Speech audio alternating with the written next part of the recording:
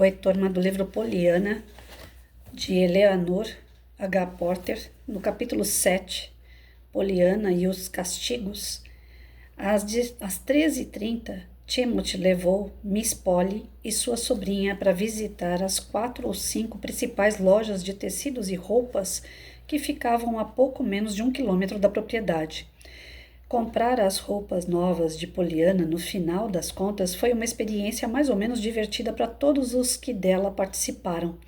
Miss Polly acabou se sentindo agradavelmente relaxada, como alguém deve ficar quando pisa finalmente em terra firme depois de caminhar perigosamente sobre a crosta muito fina de um lago congelado.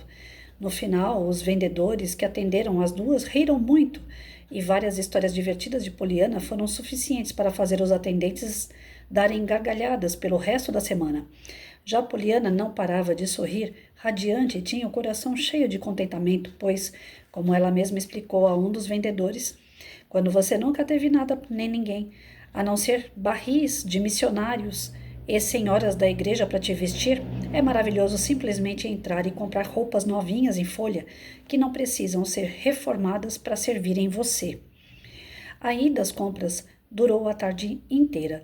Depois veio o jantar, seguido de uma conversa deliciosa com o velho Tom no jardim e ainda outra com Nancy na varanda dos fundos, depois que a louça já estava lavada e enquanto tia Polly fazia uma visita.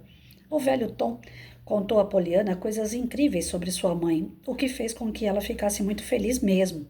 E Nancy contou tudo sobre a fazendinha, a 10 quilômetros dali, na periferia onde moravam sua própria e adorada mãe, junto com seus igualmente adorados irmãos e irmãs, e prometeu também que um dia, se Miss Polly permitisse, a levaria para conhecê-los. E eles têm nomes muito bonitos também. Você vai gostar dos nomes deles, exclamou Nancy. Se chamam Algernon, Florabelle e Estelle. E eu simplesmente odeio Nancy. Oh, Nancy, que feio dizer isso. Por quê?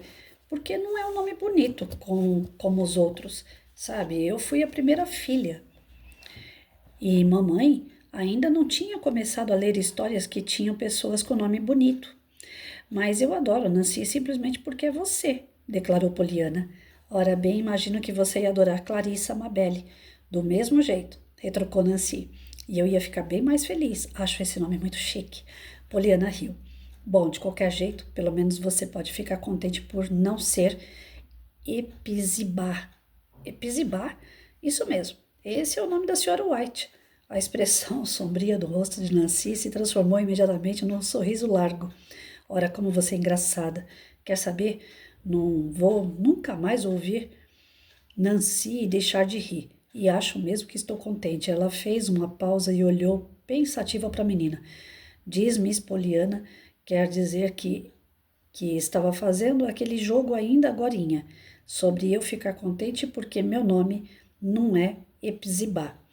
Poliana franziu a sobrancelha, depois soltou uma risada. Isso, Nancy, é isso.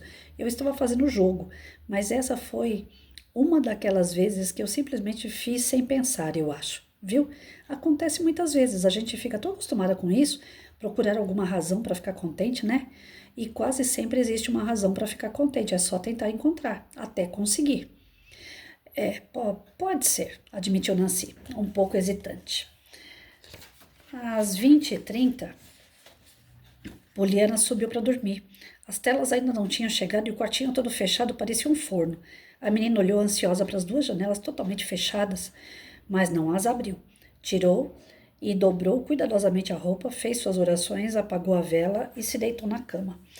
Por quanto tempo Poliana lutou contra a falta de sono, virando de um lado para o outro na cama pequena e quente, ela já nem sabia, mas pareceu que deviam ter se passado horas até que ela finalmente se levantou, procurou o caminho até a porta e abriu.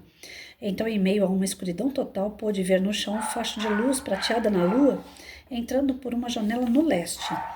Decidida a ignorar a escuridão aterrorizante, tanto à direita quanto à esquerda, Poliana respirou fundo e, pé ante pé, seguiu o facho prateado. Desejou intimamente que naquela janela tivesse uma tela de proteção, mas isso não se confirmou.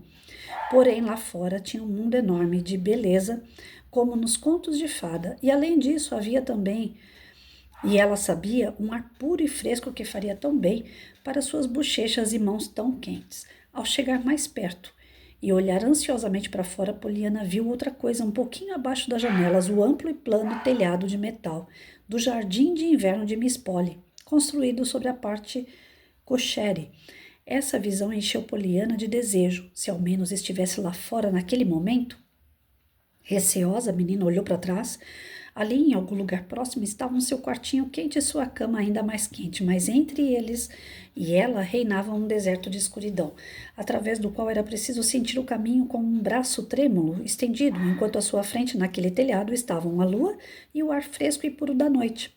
Se ao menos sua cama estivesse lá, e Poliana se lembrava que pessoas dormiam ao ar livre, pois na cidade distante onde moravam, antes morava também Joel Hartley, que sofria de tuberculose e tinha de dormir ao ar livre. De repente, a menina se lembrou que tinha visto perto da janela do sótão uma fileira de sacos brancos compridos pendurados em pregos. Nancy tinha explicado que dentro deles eram guardadas as roupas de inverno durante o verão. Ainda um pouco receosa, Poliana encontrou o caminho até esses sacos e escolheu um bem cheio e fofo que guardava o casaco de pele de foca de Miss Polly, para servir de cama, um mais fino para ser dobrado e servir de travesseiro, e mais ainda tão fino que até parecia vazio, para ser a coberta. Assim equipada, Poliana caminhou satisfeita até a janela iluminada pela lua, levantou a vidraça, passou os sacos para a abertura do telhado logo abaixo e desceu em seguida. Depois fechou a janela cuidadosamente, não tinha se esquecido daquelas moscas com patas incríveis que carregavam coisas. Como estava deliciosamente fresco ali, Poliana dava pulinhos de alegria, inspirando e expirando, lenta e profundamente, o ar refrescante. O telhado de metal estalava sob seus pés e ela estava gostando desse ruído. Na verdade, Poliana caminhou de ponta a ponta 2 ou 3 vezes. Depois de ficar no seu quartinho quente, estar num espaço tão arejado lhe dava uma sensação muito agradável. E o telhado era tão amplo e tão plano que ela nem teve medo de cair. Finalmente, com um suspiro de contentamento, a menina se acomodou sobre o colchão de casaco de pele de foca e ajeitou o saco que serviria como travesseiro. Se cobriu com o terceiro e decidiu dormir. Estou contente, porque as telas não chegaram, murmurou, olhando as estrelas, senão eu não estaria aqui agora. No andar de baixo, ao lado do jardim de inverno, Miss Polly estava em seu quarto, vestindo o hobby e os chinelos às pressas, com o rosto pálido e assustado. 1 minuto antes, ela tinha telefonado com a voz trêmula para Timothy. Venham até aqui rapidamente, você e seu pai. Tragam lanternas, alguém está no telhado do jardim de inverno. Ele deve ter subido para a treliça ou por algum outro lugar. E é lógico, pode entrar na casa pela janela do leste do sótão. Já tranquei a porta que dá para o sótão. Mas apressem-se, venham depressa. Algum tempo depois, quando Poliana já estava quase adormecendo, foi surpreendida pela luz de uma lanterna e um trio de exclamações de espanto. Abriu os olhos e viu Timothy no topo de uma escada perto dela, e o velho Tom atravessando a janela e sua tia atrás dele, espiando. Poliana, o que significa isso? Gritou tia Polly. Poliana piscou os olhos sonolentos e se sentou. Ô, senhor Tom, tia Polly, falou confusa, não fiquem tão assustados, não estou com tuberculose, como Joel Hartley. Não, acontece que eu estava tão quente lá dentro, mas fechei a janela, tia Polly, para as moscas não levarem aquelas coisas com germes lá para dentro. Timothy desapareceu, de repente, escada abaixo. O velho Tom, com quase a mesma rapidez, entregou sua lanterna para Miss Polly e seguiu o filho. Miss Polly mordeu o lábio com força e esperou os homens desaparecerem. Depois falou severamente. Poliana, entrega essas coisas para mim imediatamente e vem até aqui. Um pouco depois, ela exclamou, enquanto voltava para o sótão, com a lanterna na mão e Poliana a seu lado. É a criança mais incomum que eu já vi. Para a Poliana, depois de ter respirado o ar fresco, o sótão estava ainda mais sufocante, mas a menina não reclamou, apenas deu um suspiro trêmulo. No topo da escada, Miss Polly falou séria e subitamente: pelo resto da noite, Poliana, você vai dormir na minha cama comigo. As telas vão chegar amanhã, mas até lá acho que é meu dever mantê-la onde sei que vai permanecer. Poliana engoliu a seco. Com a senhora na sua cama? Ela exclamou maravilhada. Ô, tia Polly, como a senhora é bondosa. Como tenho sentido vontade de dormir com alguém alguma vez, alguém próximo, entende? Não uma das senhoras da igreja. Com elas eu já dormi. Confesso que estou contente, porque aquelas delas não chegaram. No meu lugar a senhora não ficaria. Não houve resposta.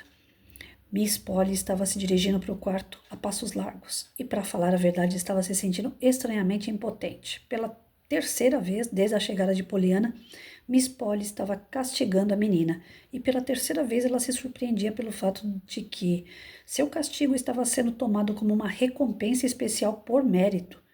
Não era à toa que estava se sentindo estranhamente impotente. Então, aquilo que é castigo para Miss Polly, na verdade, para Poliana, ela vê como se fosse algo meritoso, né? Como se fosse uma recompensa. Ela não leva as atitudes da tia para o lado negativo. Ela procura sempre ver o lado positivo das coisas. O quarto muito quente, na sua inocência, ela deu um jeito de dormir sem incomodar ninguém ao relento, né? Ao ar fresco.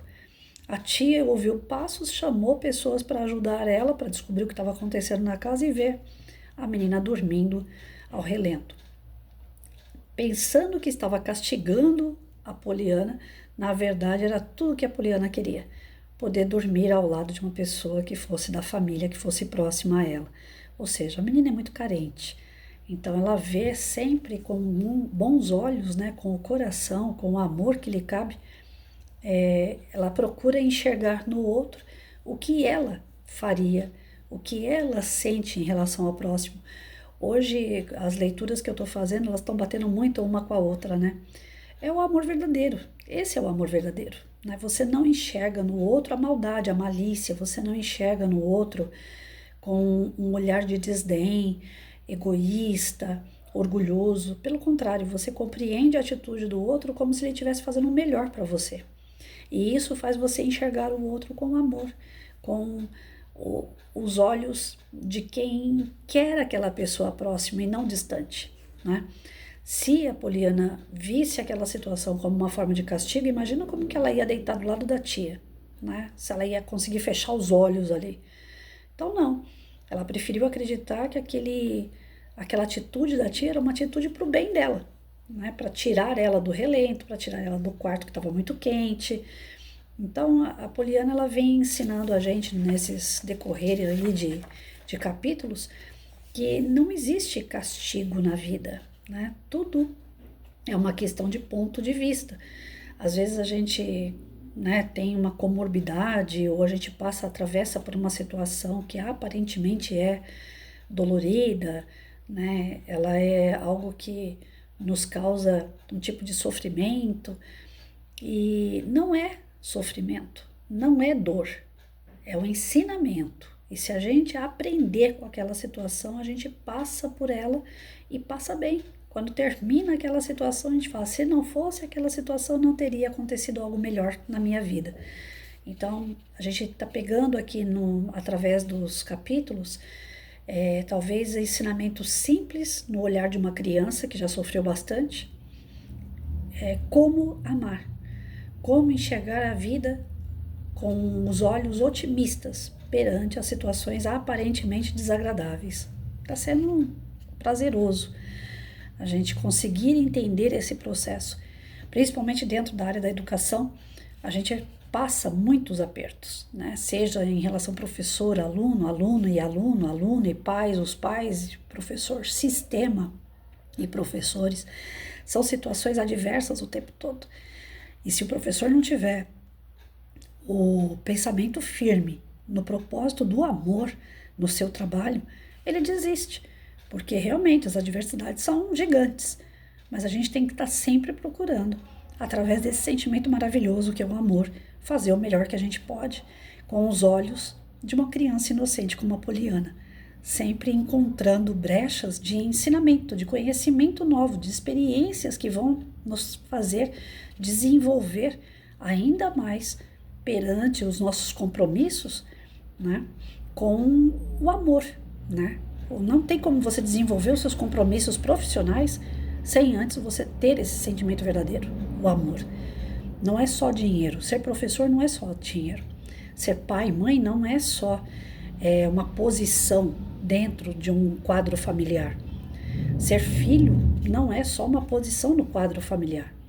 todos os nossos relacionamentos, todas as nossas relações e experiências, elas estão interligadas com o nosso desenvolvimento espiritual e moral e ligados essencialmente no que diz a respeito do verdadeiro sentimento, que é o amor.